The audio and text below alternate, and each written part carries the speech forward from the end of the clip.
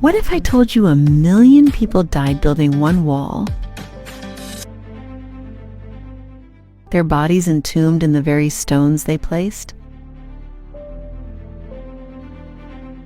China hides secrets that defy belief.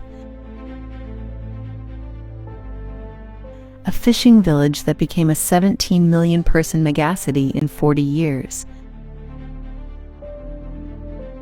An army of 8,000 stone warriors buried for over 2 millennia, discovered by accident. Mountains so impossible, they inspired alien worlds. But none of these mysteries compare to what we're about to uncover first.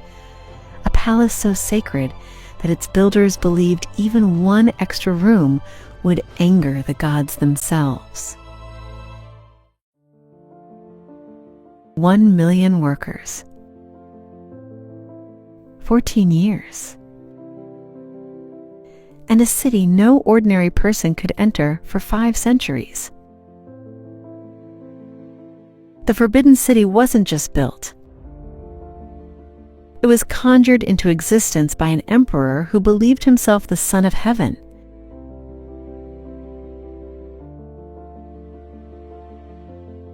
Deserving a palace that would make mortals tremble.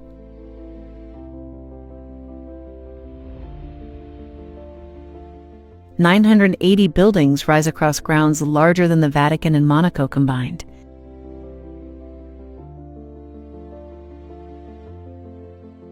Every roof tile, every carved dragon, every crimson pillar placed according to cosmic geometry.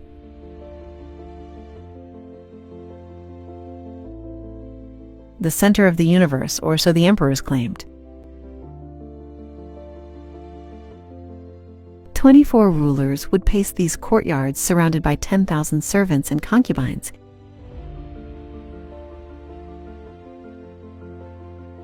Yet utterly alone behind walls that kept the world out and secrets in. At golden hour, the glazed roof tiles catch fire. The Hall of Supreme Harmony glows like something not quite real.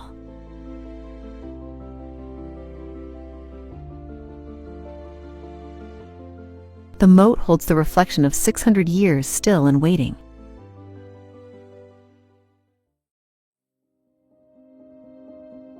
"8,000 soldiers stood guard for over 2,000 years, and not one of them blinks."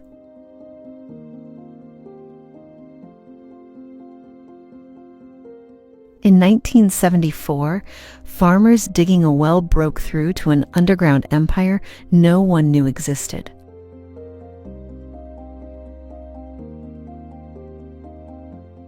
Row after row of terracotta warriors emerged from the earth, life-sized, armed, frozen mid-march toward eternity.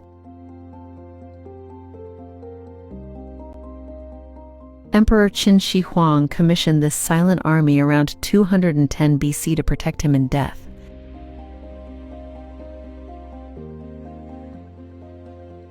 But here's what stops you cold. Every single face is different.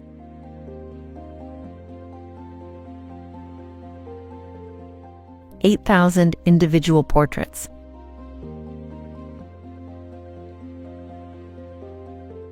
Different cheekbones, different brows, different expressions.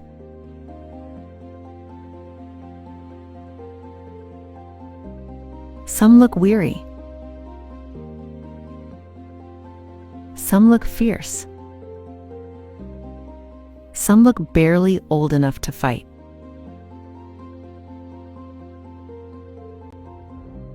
The excavation pits stretch like open graves filled with clay men who never breathed but somehow feel present. At golden hour, shadows fill the hollows of their eyes.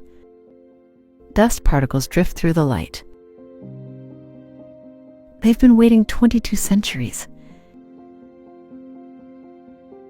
They can wait a little longer. The fishermen here don't fish anymore. They pose. Their cormorant birds perch on bamboo rafts at dawn. Tourists snap photos, and an ancient livelihood becomes theater. But rewind 2,000 years, and these same waters carried Qin dynasty traders through peaks that shouldn't exist.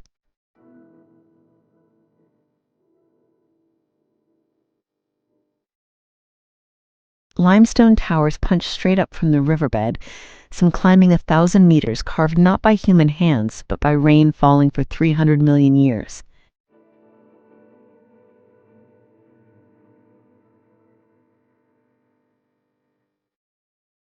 Acid-eating stone, grain by grain, until the impossible remains.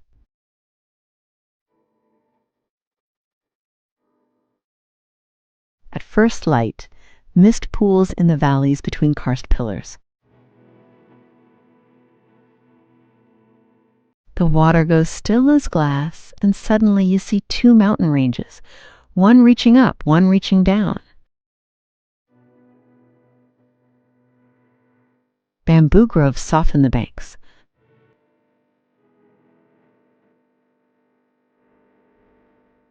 A raft drifts through its own reflection.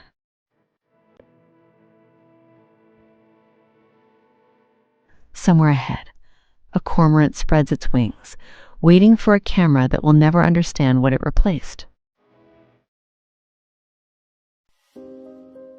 At 8,849 meters, the air holds only 1/3 the oxygen your body demands. Your lungs burn. Your blood thickens.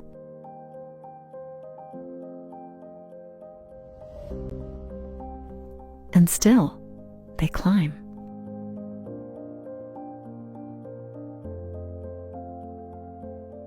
Everest doesn't care about human ambition.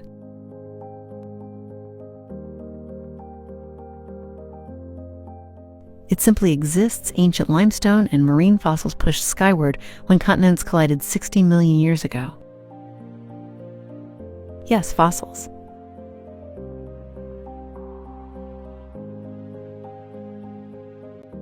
The highest point on Earth was once an ocean floor. In 1953, Edmund Hillary and Tenzing Norgay became the first to stand where clouds form beneath your feet.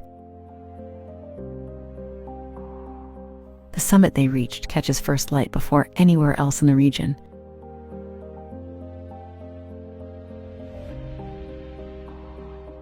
The peak blazing gold while valleys below remain in shadow.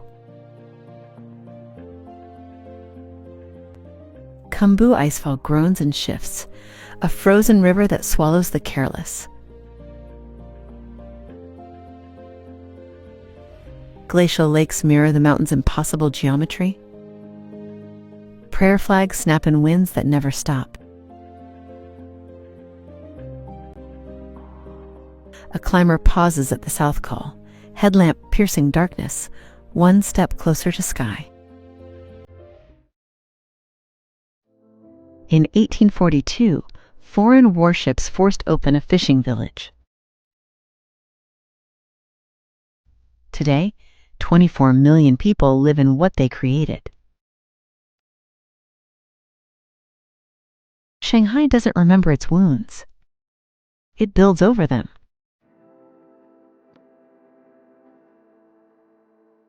The bund still stands, those granite banks and trading houses where Europeans counted fortunes extracted from a nation.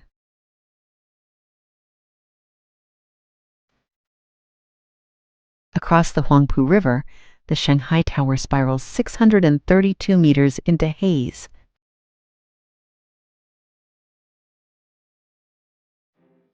Second tallest on Earth, its twisted glass skin a middle finger to history. Golden hour transforms the confrontation into something stranger. Colonial stone glows amber while futuristic spires catch fire, 2 centuries facing each other across black water.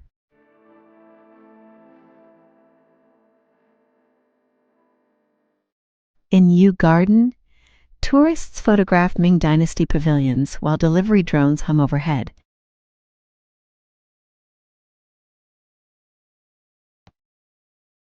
An elderly man practices Tai Chi beneath a digital billboard.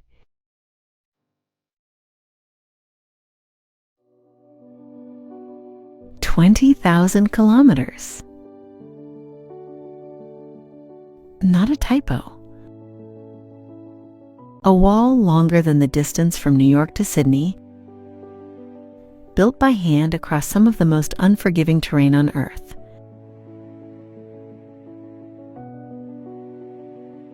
And here's what the textbooks skip. This isn't one wall.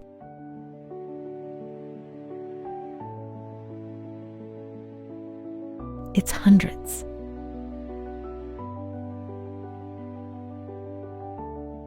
Fragments built by warring states over 2,000 years, eventually stitched together into a single impossible spine across northern China. At golden hour, the stone catches fire.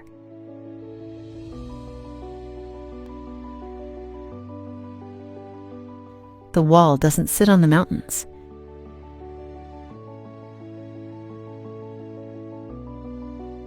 It becomes them, rising and falling with every ridge, every valley, vanishing into morning mist like it never ends.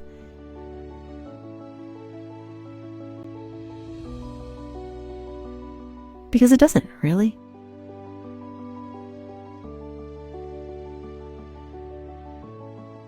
Watchtowers stand every 500 meters, their windows still facing north, still watching for an invasion that stopped coming centuries ago.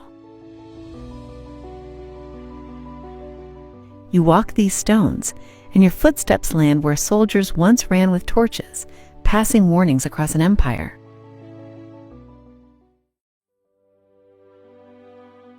"24 emperors ruled from a palace their own servants couldn't enter without permission to die.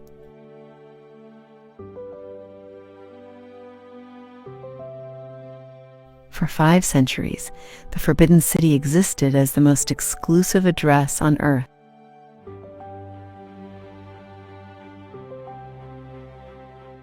"180 acres of vermilion walls and golden roofs that common eyes were forbidden to see.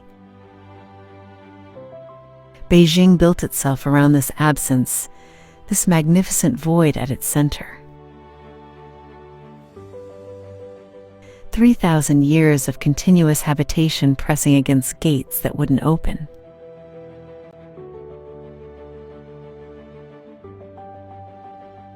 Now the gates stand wide.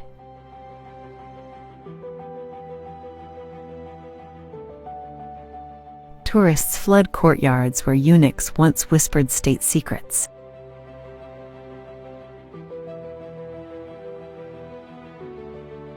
At golden hour, the light catches those famous roofs and turns them molten.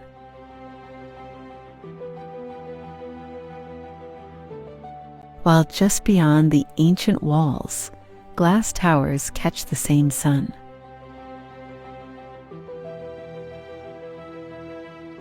You can stand in the old Hutong alleyways, narrow lanes unchanged for generations, and watch the reflection of a city racing toward tomorrow play across windows from another century.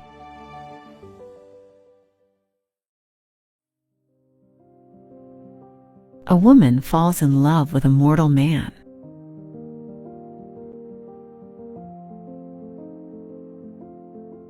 She's punished for it, imprisoned beneath a pagoda for 1,000 years.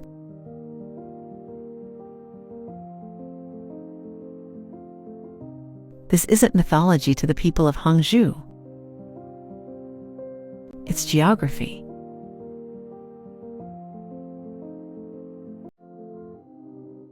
Westlake exists in that rare space where legend has soaked so deeply into landscape that separating the two becomes impossible. The broken bridge where the lovers first met still spans the water.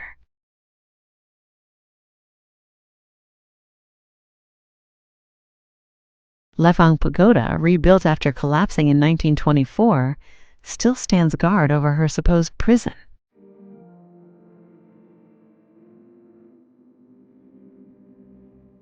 At dawn, mist lifts off 6 square kilometers of water that poets have been writing about for 2 millennia.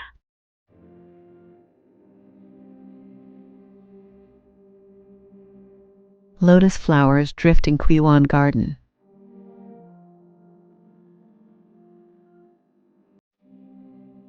Cherry blossoms drop petals onto paths worn smooth by centuries of pilgrims and painters.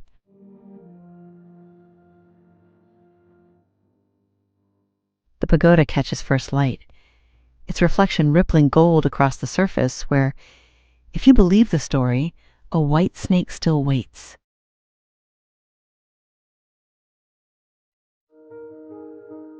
Most cities fight rivers.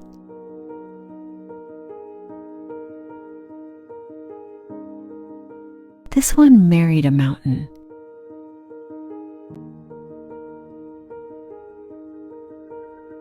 "30 million people live where no city should exist, stacked vertically across peaks and gorges. Their apartments climbing slopes so steep that your neighbor's front door might align with your 10th floor window. Elevators here run sideways.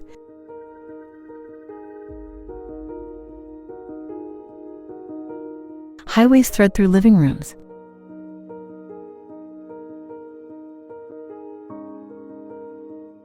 During World War II, when Japanese bombs rained down, this impossible terrain became China's last stronghold.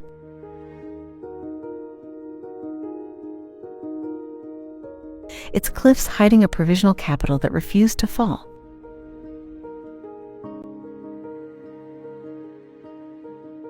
Golden hour transforms the chaos into something almost logical.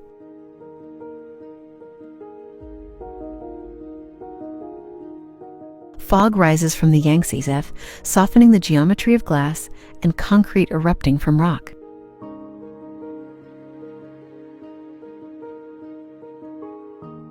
Neon flickers to life in layers, each ridge revealing another tier of the city above.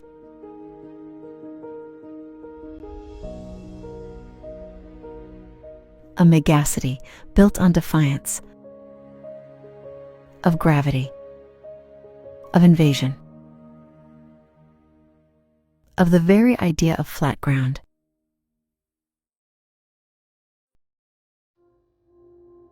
James Cameron's team searched the planet for a landscape that looked alien.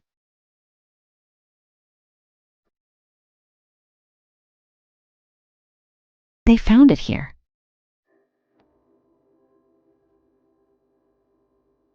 "300 million years of erosion carved over 3,000 sandstone pillars from an ancient seabed, each one standing hundreds of meters tall, defying the physics of what stone should do. Mist threads between them at dawn, erasing their bases entirely.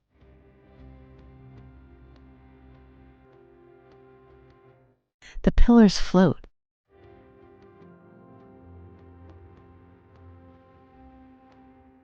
This wasn't CGI inspiration.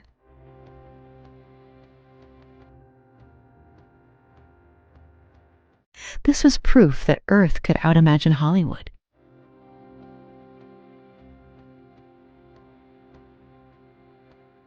You ride the cable car through clouds and shapes materialize without warning.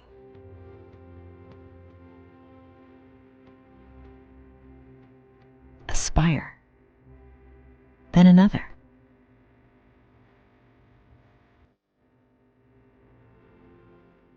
Then dozens, each wrapped in hanging vines and twisted pines that somehow root in vertical rock.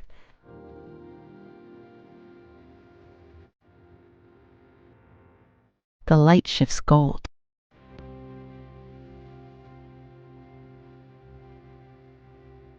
Shadows stretch across the canyon floor 1,000 meters below.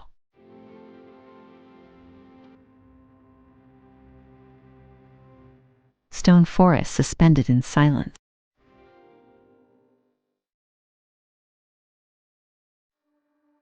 "30 million years.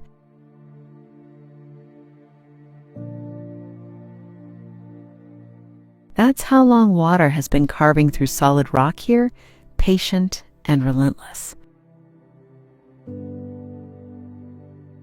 The Yangtze stretches over 6,000 kilometers across China, the longest river in Asia. But length tells you nothing about what happens at the Three Gorges.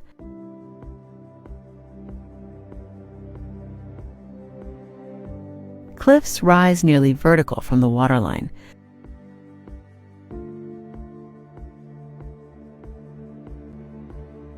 So high that sunlight reaches the river only a few hours each day.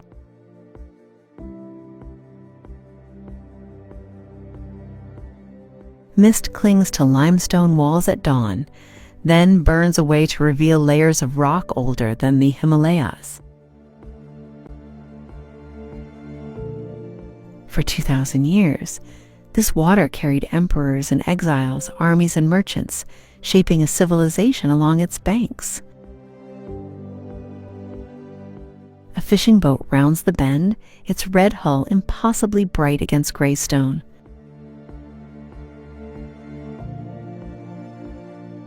The current pulls it forward as it has pulled everything toward the sea.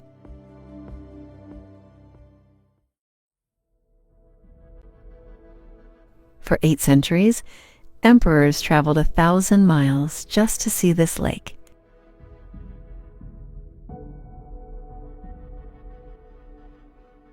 Not because it was the largest or the deepest.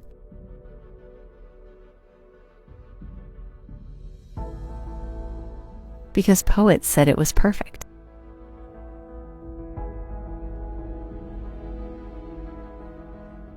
And somehow that reputation stuck.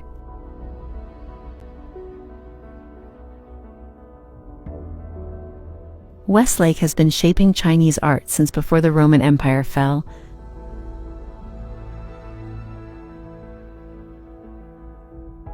A 6 square kilometer mirror that launched 1,000 scrolls.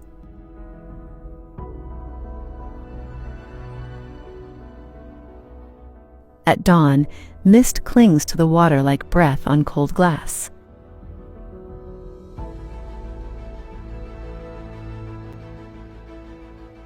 The Leifang Pagoda emerges slowly, its silhouette sharpening as the sun climbs.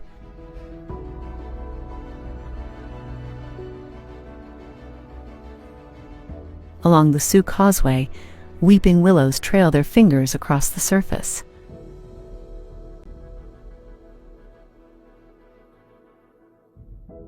In summer, lotus flowers crowd the shallows, pink against green against silver.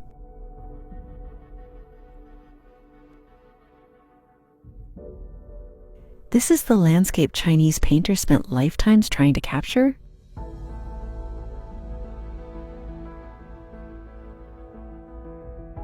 A rowboat glides past, oars dipping without sound.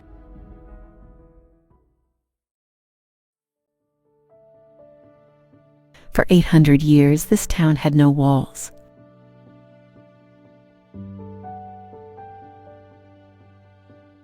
While every other Chinese city fortified against invasion, Lijiang's rulers refused.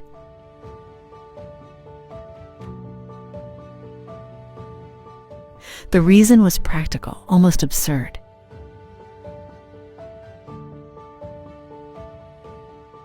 The ruling Mu family shared their name with the Chinese character for wood.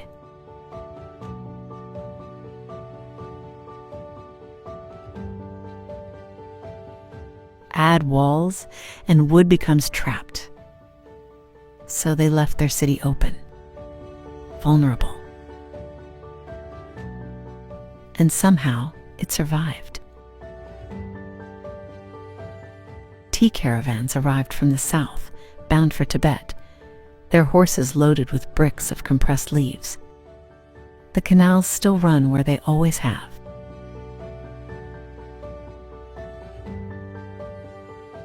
Channeling snowmelt from the Jade Dragon Peak that rises behind the rooftops.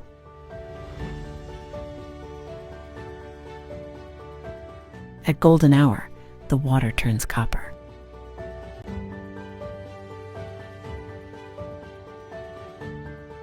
Naxi women in traditional blue gather near the bridges, their ancient script. one of the last pictographic languages still in use, decorating shop signs above them. The lakes here refuse to follow the rules.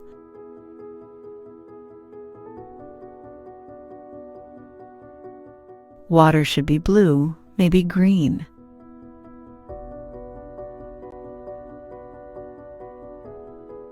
But Five Flower Lake burns turquoise, amber, and jade simultaneously.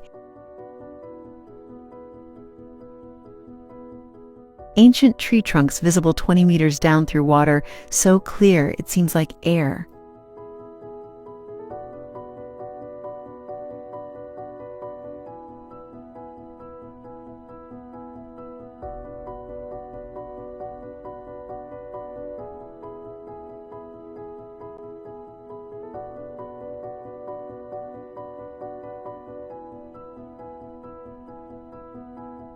Nine Tibetan villages still dot these slopes.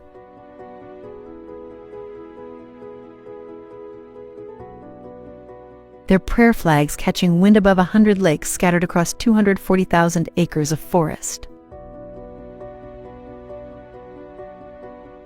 At golden hour, the water becomes a mirror so perfect that mountains appear to grow both up and down, meeting at an invisible seam.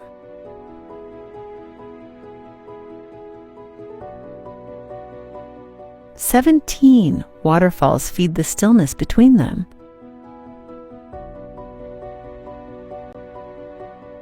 And through it all, that impossible color, shifting with every cloud that passes overhead.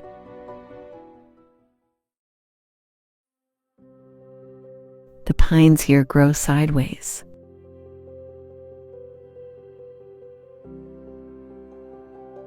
Not bending, not leaning.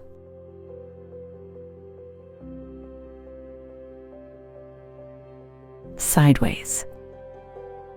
Roots gripping bare granite, branches reaching into nothing but mist.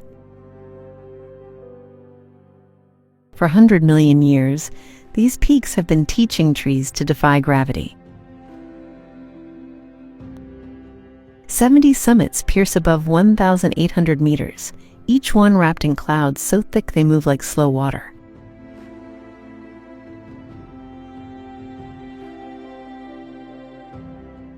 Chinese painters spent centuries trying to capture this place, and most gave up.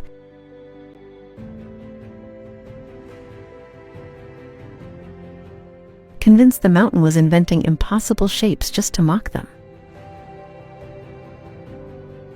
The welcoming guest pine has held its pose for over 1,000 years. One branch extended like an arm greeting visitors who climb through the vapor.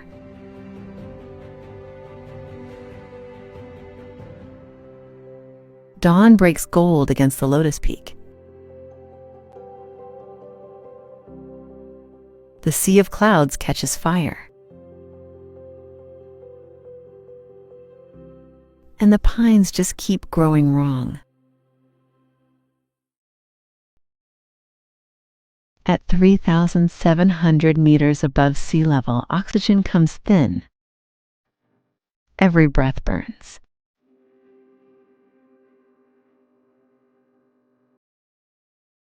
And yet someone looked at this mountain ridge and said, "Build a palace here."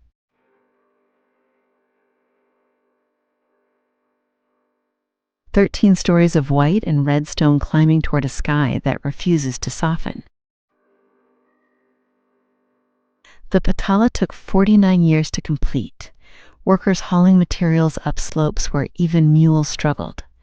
For 3 centuries, the Dalai Lamas governed from these walls. Spiritual authority fused with political power in a single crimson tower. Below, pilgrims still circle the base at dawn, their prayer wheels spinning, their lips moving through mantras worn smooth by repetition. The palace catches first light like it's hoarding it.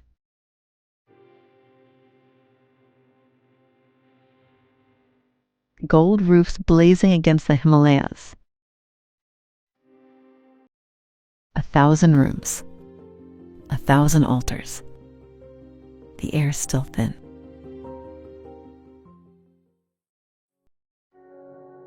"40 years ago, fishermen cast nets here. Today, a skyline of 600 buildings over 150 meters tall punctures the haze. Shenzhen didn't grow.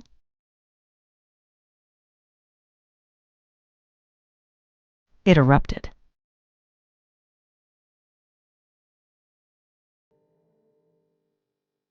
In 1980, this was a border town of 30,000 people.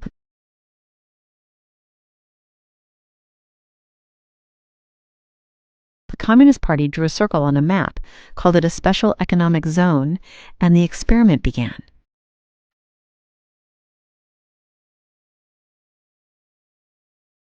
Now 12 million people live where rice paddies stood.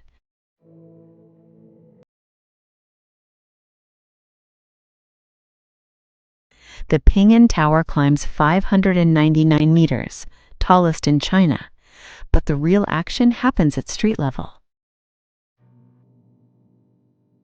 Huaqiangbai, the world's largest electronics market, where you can build a smartphone from parts before lunch. Neon reflects off wet pavement. Scooters weave through crowds carrying circuit boards. The future arrived here first.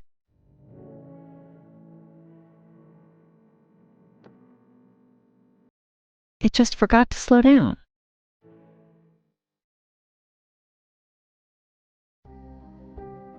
They built this wall to keep out Mongol armies.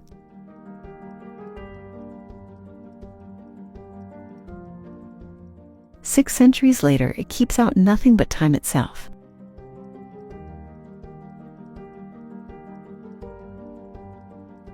"35 kilometers of Ming Dynasty stone snake through a modern city.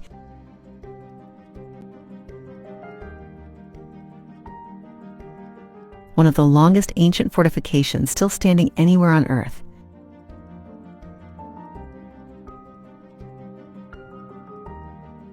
Construction began in 1368.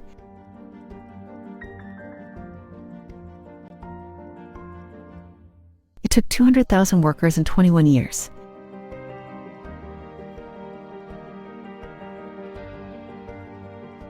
At sunset, you can walk sections where the original brick still bears craftsman's stamps.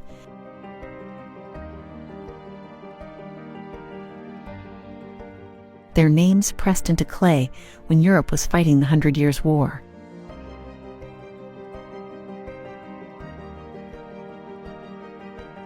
Below, glass towers catch the same dying light.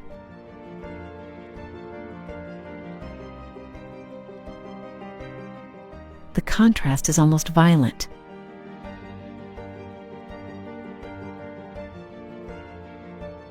Imperial gates frame rush hour traffic.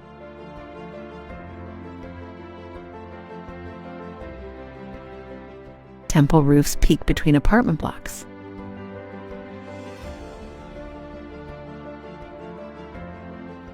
Elderly men practice Tai Chi on ramparts once patrolled by soldiers scanning the horizon for invasion.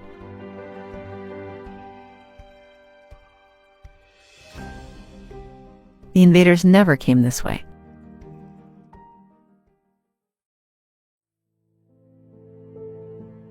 Every winter, a city in northern China freezes so completely that residents carve it into art.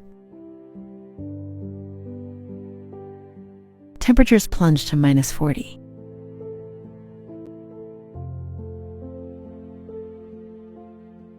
The Songhua River becomes a playground.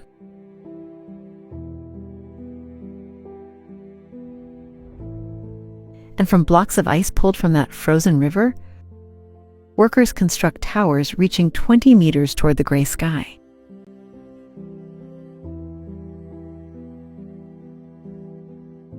This is Harbin, where Russian railway engineers laid tracks in 1898.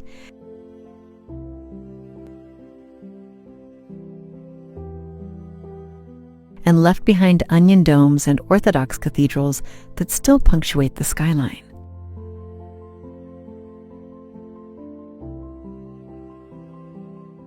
St. Sophia stands watch, Byzantine curves softened by snow.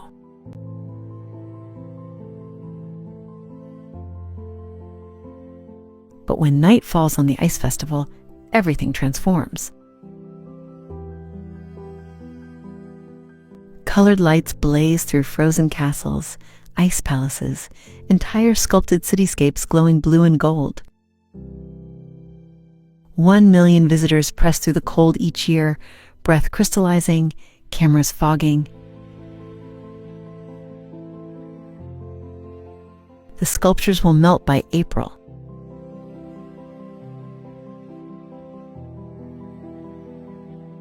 They always do.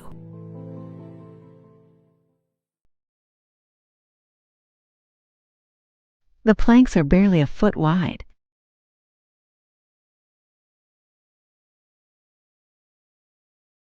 Below you, nothing but 2,000 meters of empty air.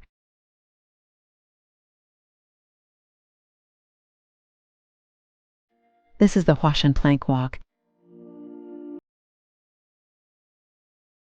carved into sheer granite cliffs by Taoist monks who believed the path to enlightenment required facing death. For over 2,000 years, pilgrims have climbed this mountain, China's steepest, clinging to iron chains bolted into rock that formed when dinosaurs still walked the earth.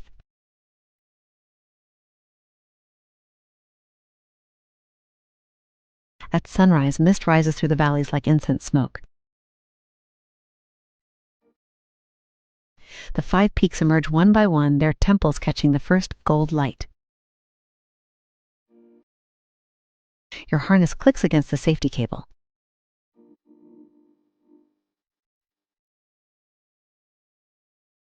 Your fingers find the next chain link.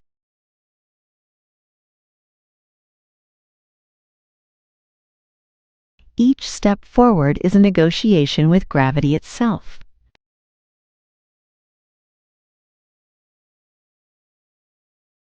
The mountain doesn't care if you're ready.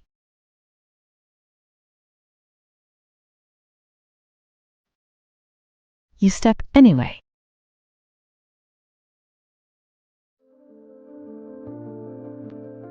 "72 emperors climbed these steps.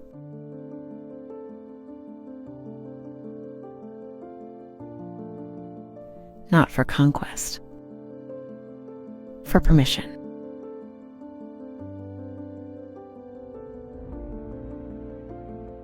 For 3,000 years, Chinese rulers believed they couldn't legitimately rule until they'd made the ascent.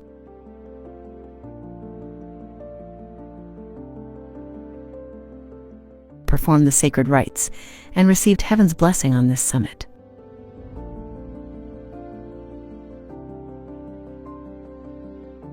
Mount Tai isn't just old, it's 2 billion years old, watching dynasties rise and crumble like morning fog. 7,000 stone steps wind upward through ancient temples, past inscriptions carved by emperors desperate to prove their worth. You climb in darkness if you're wise, joining pilgrims who've made this journey since before Rome existed. Then dawn. Mist parts below like curtains. Light spills across peaks that have witnessed more coronations than any throne room.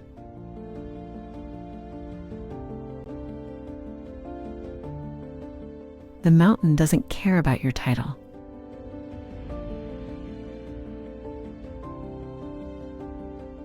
It simply endures.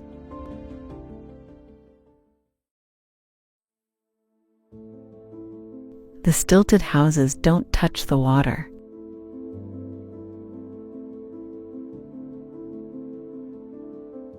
They hover above it, wooden legs planted in the Tuajiang River like herons refusing to land.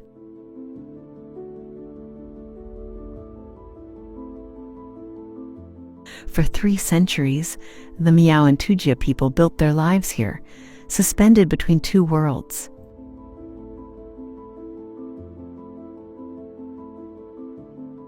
Fenghuang wasn't meant for tourists.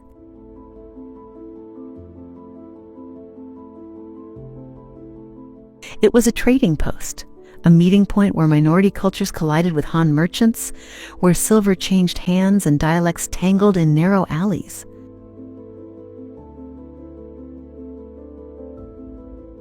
Morning mist erases the bridges entirely.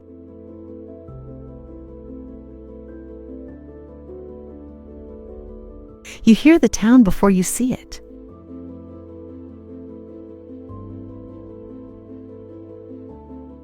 Wooden shutters creaking open.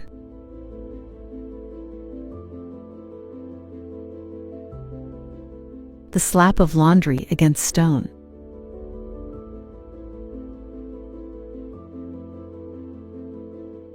Then the fog lifts, and Ming Dynasty rooftops emerge like a photograph developing in real time.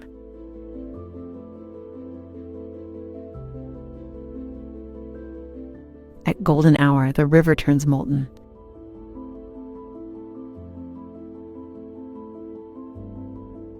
Every window glows amber.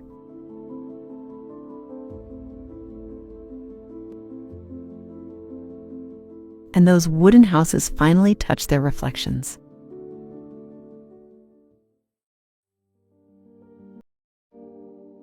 "3,000 years ago, a civilization here mastered bronze while Europe still struggled with iron.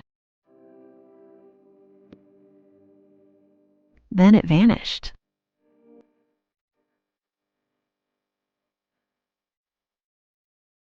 The Shu Kingdom left behind golden masks and jade treasures.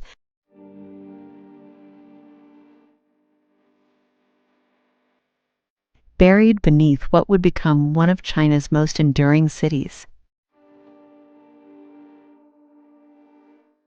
Chengdu has outlasted dynasties, earthquakes, and revolutions for 23 centuries. But it's not the ancient history that draws millions here each year.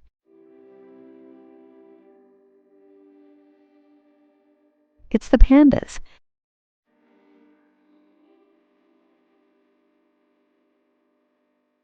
"92 acres of bamboo forest where the world's largest population of giant pandas tumbles through morning mist, oblivious to cameras."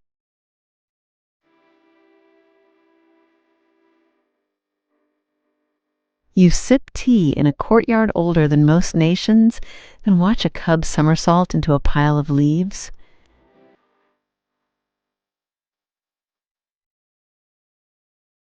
Red lanterns sway above Jinli Street as twilight settles.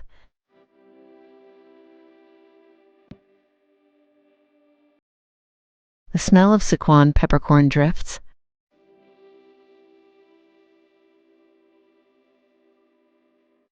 The past never left here.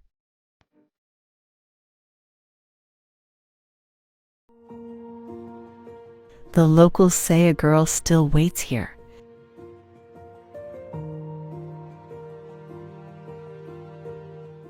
Ashima, who loved someone she couldn't have, turned to stone rather than surrender. That was 270 million years ago, give or take. These limestone pillars rose from an ancient seabed.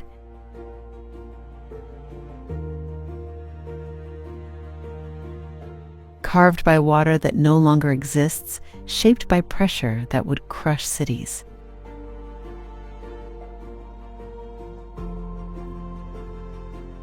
"30 meters tall, some of them.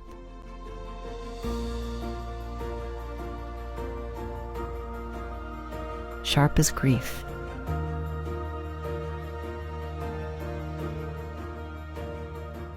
Stretching across 350 square kilometers of earth that forgot it was ever ocean.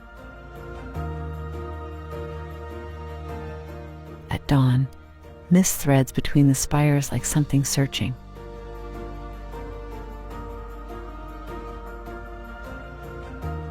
Light catches edges, throws shadows that shift and breathe.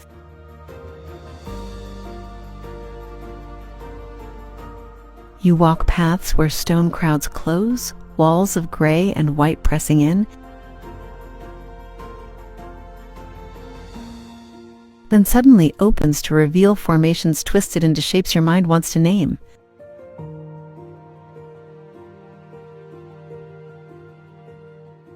Somewhere among them, Ishima waits, stone now. Still beautiful.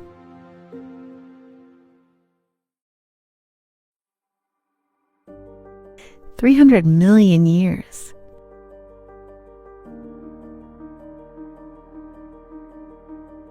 That's how long the sea took to become mountains. Before dinosaurs walked, before continents had names, ancient oceans were carving Guyland into existence.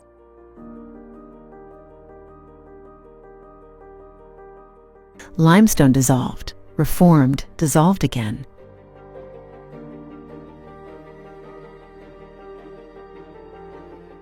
And what emerged defies the logic of geology.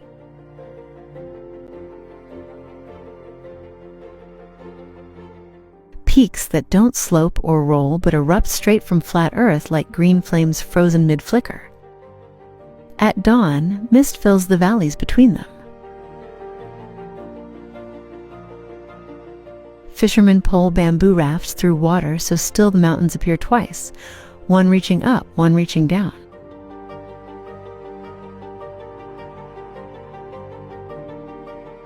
Tang Dynasty generals once stationed armies here using these impossible spires as natural fortress walls.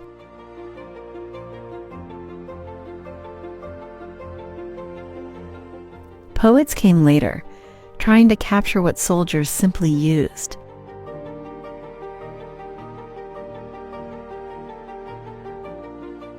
They're still trying.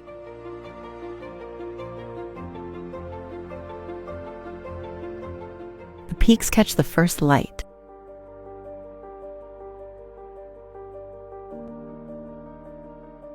The river holds it.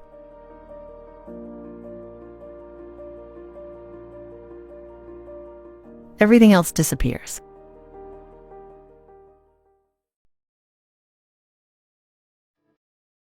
A river decided to carve through marble.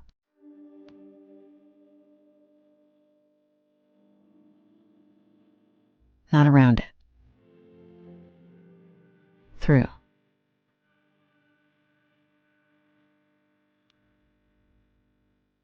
For 200 million years, the Liwu has been cutting deeper, patient and relentless,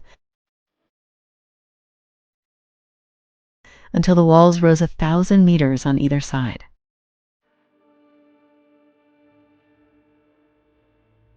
This is Taroko Gorge, named for the Truku people who've called these cliffs home long before anyone thought to measure them. Morning mist clings to the stone like breath. At the Eternal Spring Shrine, water cascades beside ancient architecture, the mountain weeping into the river that made it. Look down at the riverbed. The marble swirls like frozen storms beneath clear water. 300 million years of stone, waiting for the right morning.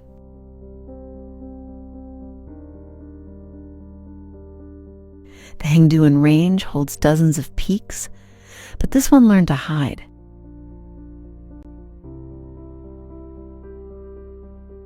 Fog pours through the valleys before dawn, erasing everything below 2,000 meters.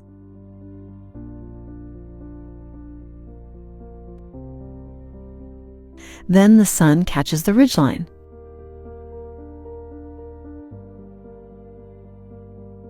For exactly 11 minutes, the summit floats alone.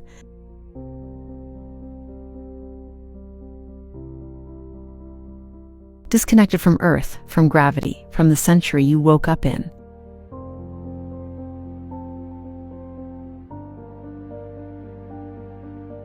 Local farmers still leave offerings at the trailhead, not for luck, for permission.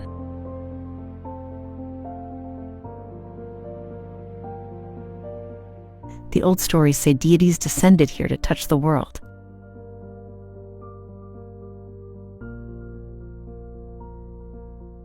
Stand in that mist long enough, you understand why they believed it.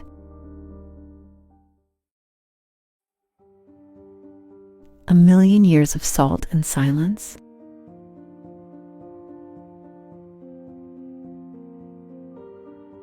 That's what fills this basin, 3,000 meters above sea level, where Tibetan pilgrims have walked the shoreline for centuries seeking the birthplace of King Gazar.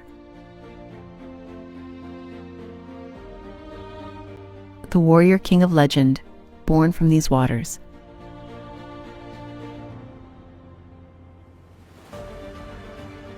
You reach the edge at dawn.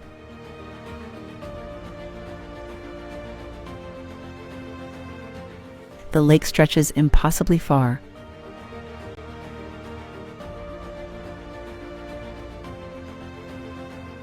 (4,500 square kilometers of blue, so deep it pulls the mountains down into itself.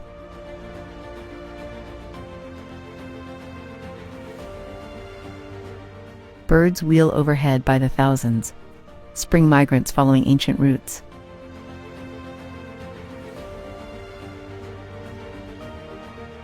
Salt crystals catch the first light along the shore.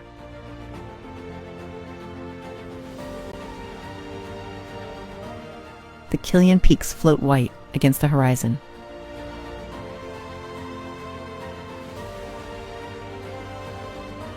Cold air.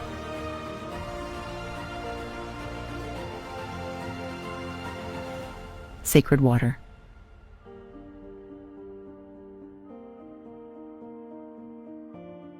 China's largest inland sea, still keeping its secret.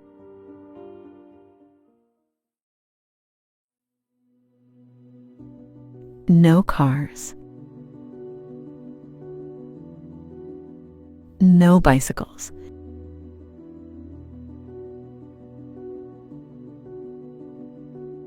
Just footsteps on cobblestone, and somewhere always a piano.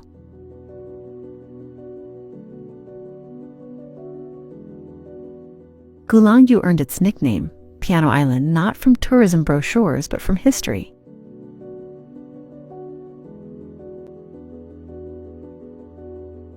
When 13 nations carved out consulates here in the 1900s, each family brought their instruments.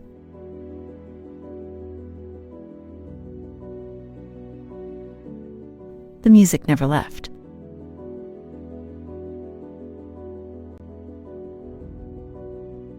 Today, over 200 colonial mansions stand shoulder to shoulder, their facades a collision of Gothic spires, Portuguese tiles, and traditional Chinese courtyards.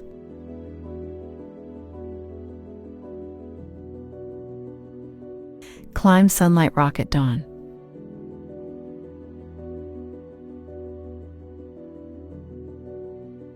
Watch the mist lift from terracotta rooftops below.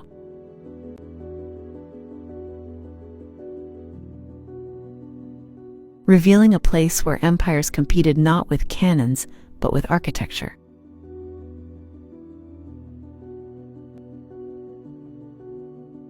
The buildings remain.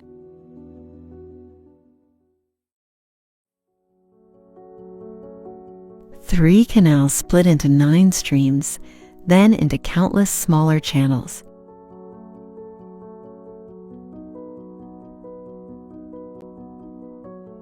The Naxi people engineered this 800 years ago without a single water pump.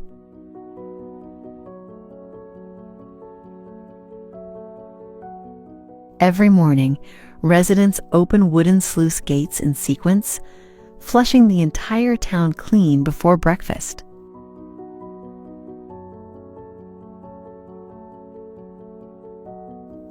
The system still works.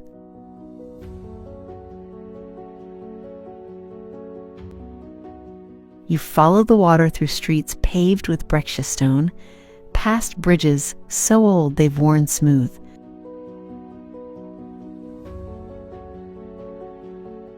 Tea caravans once rested here, halfway between China and Tibet, their horses drinking from these same channels.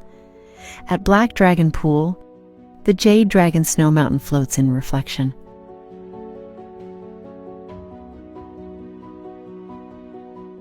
water and stone, still conversing after 8 centuries.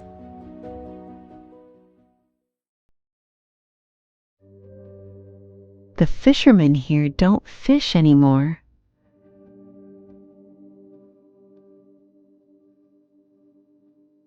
They pose.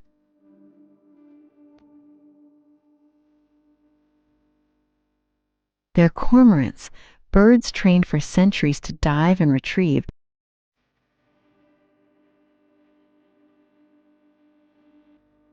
Now perform for tourists while the real catch comes from aquaculture farms downstream.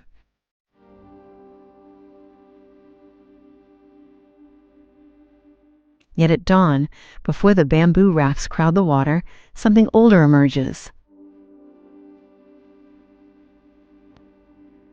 Karst peaks rise like teeth from the mist.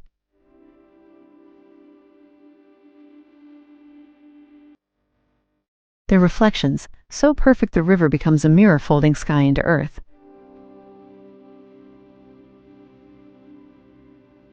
Farmers still plant rice in the same plots their ancestors worked when traders passed through carrying silk to the coast.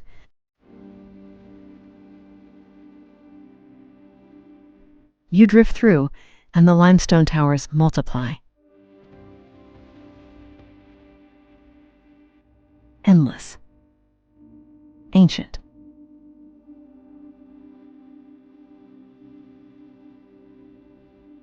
Indifferent to who watches.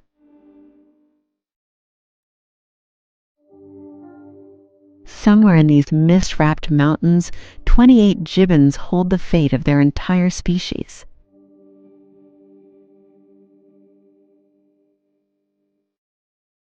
The rarest primates on Earth, found nowhere else. China's largest island was once where the empire sent its criminals. Political exiles banished to what officials called the edge of civilization. Now, scientists track every birth, every call echoing through the canopy. The rainforest climbs toward Wuzishan's peaks, dense and ancient, while beaches below glow turquoise at Yalong Bay.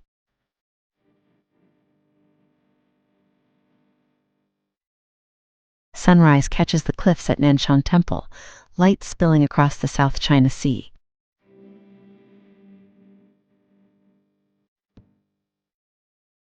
"28 voices in the trees. Counting. At 3,650 meters, the air itself becomes a test. Visitors gasp.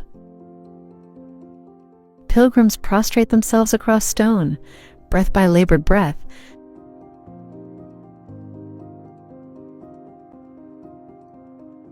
Toward a temple that has drawn the faithful for 13 centuries. Lhasa sits higher than any capital on earth, where oxygen runs thin but devotion never does.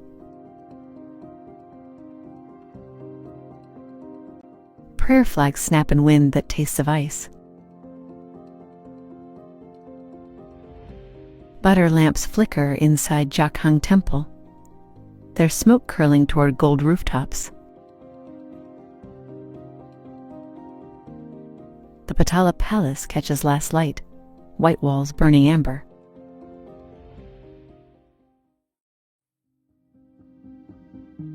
Before Las Vegas existed, before Monte Carlo became a playground, Portuguese sailors claimed a sliver of Chinese coast.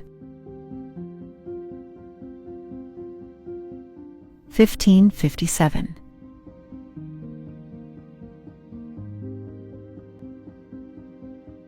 Europe's first foothold in East Asia. 4 centuries later, 21,000 people squeeze into every square kilometer, making this one of Earth's densest places. Senado Square's Portuguese tiles meet Chinese temple incense.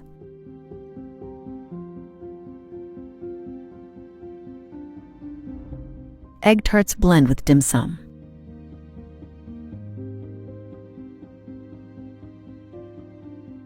The ruins of Sing.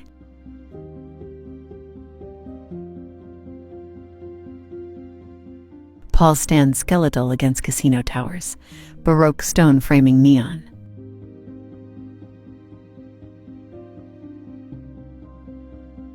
Golden hour paints colonial facades in amber while gondolas drift through air-conditioned canals.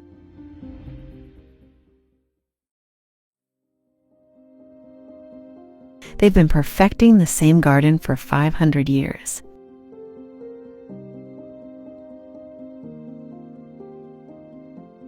Not building,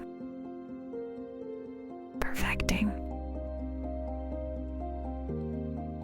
Every rock placed to frame a moon reflection. Every window cut to capture a specific branch.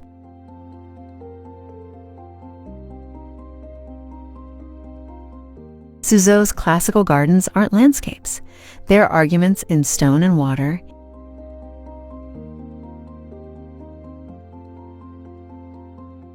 each element positioned to prove that nature can be composed like music.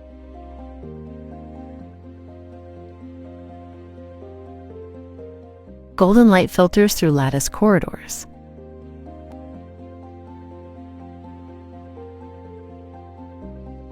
Koi scatter beneath bridges older than most nations.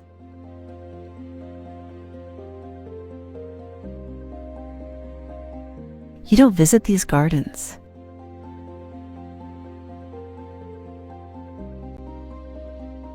You enter a philosophy made visible. China revealed itself as a tapestry of ancient wisdom and modern ambition, where every corner holds stories that have shaped civilizations for millennia. If you're ready to explore more hidden corners of our world, subscribe and let's keep discovering together.